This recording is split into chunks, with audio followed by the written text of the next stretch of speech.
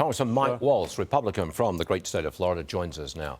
Congressman, if they don't unseal the affidavit, if we can't get to find out really what happened, then what happens? What's next?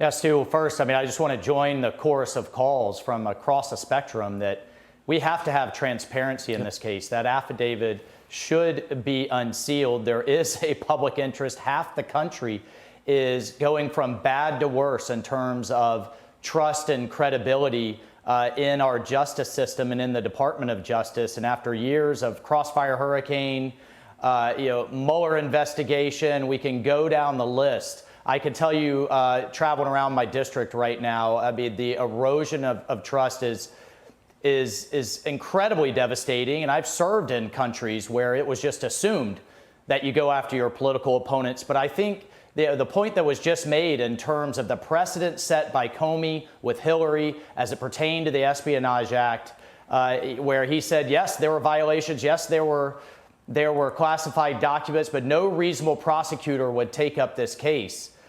Is something that's going to be very hard for Merrick Garland to get around.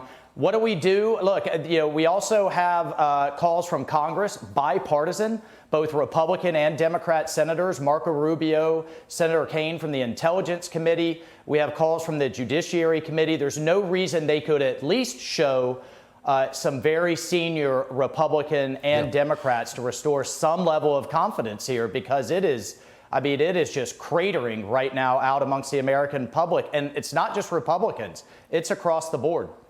Congressman, Governor DeSantis edged out Mr. Trump in a poll among Florida voters. Does that surprise you?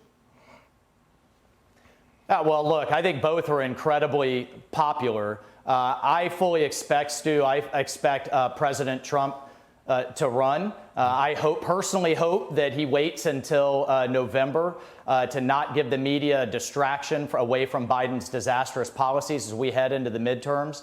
And then I think Governor DeSantis is going to have a big decision to make. I think right now he's absolutely rightly focused on getting reelected, running up the score, showing that he can win independents. And then I hope they work something out, because they have both governed incredibly well, and we've got to stay focused on getting the White House back and beating Biden. One quick thing, Congressman. Late last night, after the results came in, Liz Cheney was defeated and all the other results came in, Mr. Trump took to Truth Social and couldn't resist looking back to the 2020 election and saying again that it was stolen.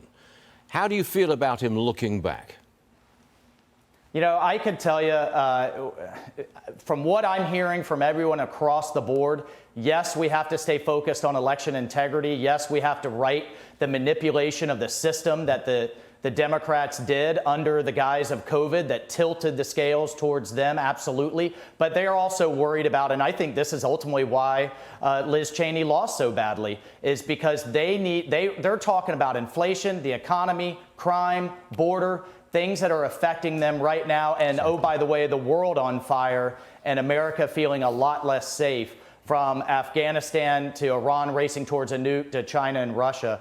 That's what people are talking about to me, and that's what I'll encourage the president to cast that America first vision. And how is he going to dig us out of this hole we're in right now? Congressman Mike Waltz, always a pleasure. Thank you very much for joining us, sir. Hope to see you again soon. All right. Thanks, Stu. You got it.